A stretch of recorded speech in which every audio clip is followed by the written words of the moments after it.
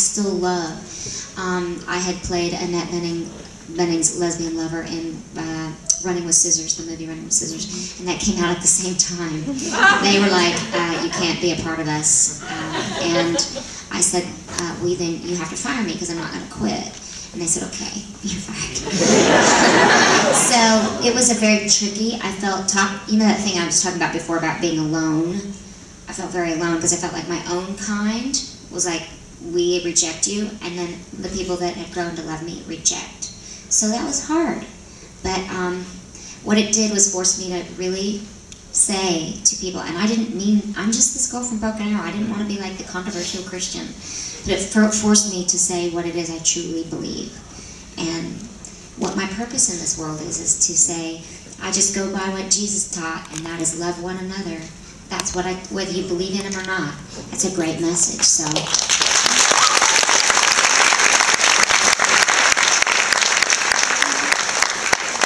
The stories about you, people are quick to point out that you're a Christian. It's kind of like, oh, Kristin, she has a 6th toe.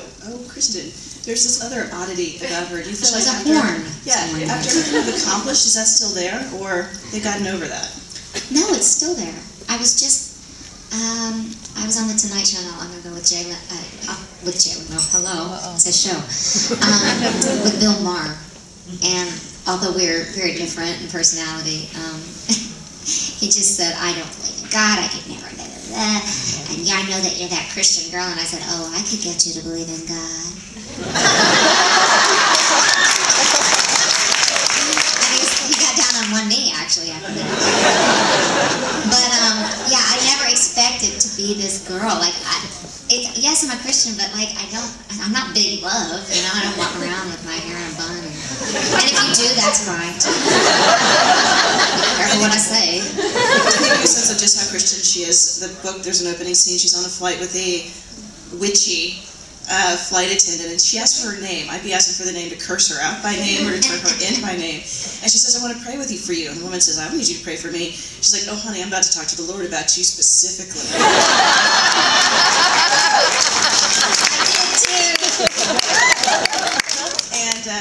Let's talk a little bit about love. You, talk about various people that you love in the book, but clearly the person your heart seems to favor is Aaron Sorkin, the writer. And he writes a lovely passage about meeting you. At least we know one chapter's good. And you kind of say when this book comes out, I have no idea where we'll be. Talk a little bit about both him and where you are. And in the book, you're pretty clear you would love to find your person and have that part of your life come to life.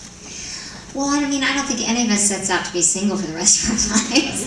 I was a little bit of the runaway bride in my 20s and 30s. And all of a sudden, like, I met Aaron when I was 36. I'm now 40.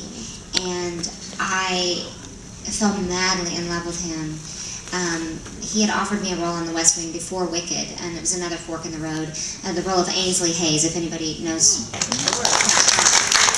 And I decided to do Wicked. And I'd never met him. And then he saw Music Man that I did with Matthew Broderick on TV.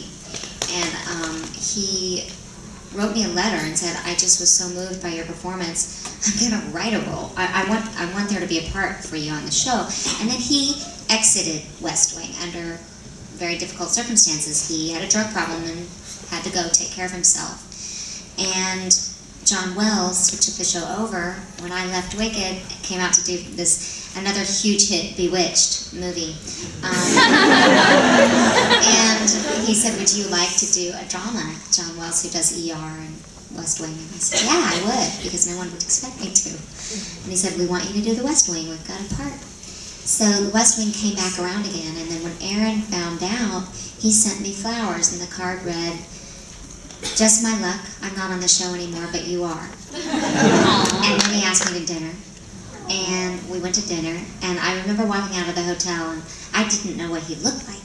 I just never saw what he looked like. And I thought, oh, I hope that's Aaron Sorkin. And it was. And there is, we are not together, but there is something between us that just is, that we meet on an intellectual level. Not that I would even compare myself to being as smart as him, but I do think that I challenge him in ways that he hasn't been before, and he does the same with me.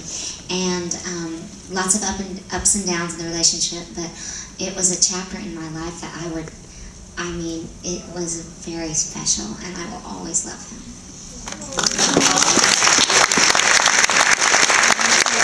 Speaking of chapters, at some point your managers say to you, you're fish and fowl. People don't know if you're TV, they don't know if you're stage. Where are you now, and what do you want to do next? I just finished a new, after Pushing Daisies, I was really not into doing another TV show for a bit, but David E. Kelly sent me a script entitled Legally Mad, and he said, there's this part I've written with you in mind and kind of for you, and I hope you like it. And there's another genius, so I read it. It's the role of Skippy Pylon, and she is the smartest lawyer, idiot savant in the law firm, and also bipolar. And she'll be medicated. And I was like, and you thought of me. But we just wrapped the pilot. We're waiting to see if we get on the air, and it'll be on NBC. And then, of course, we have Sit Down, Shut Up this Sunday night on Fox.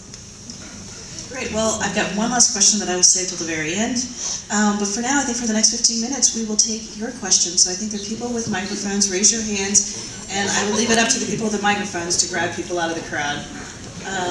I think let's go for the woman in the middle and the yellow.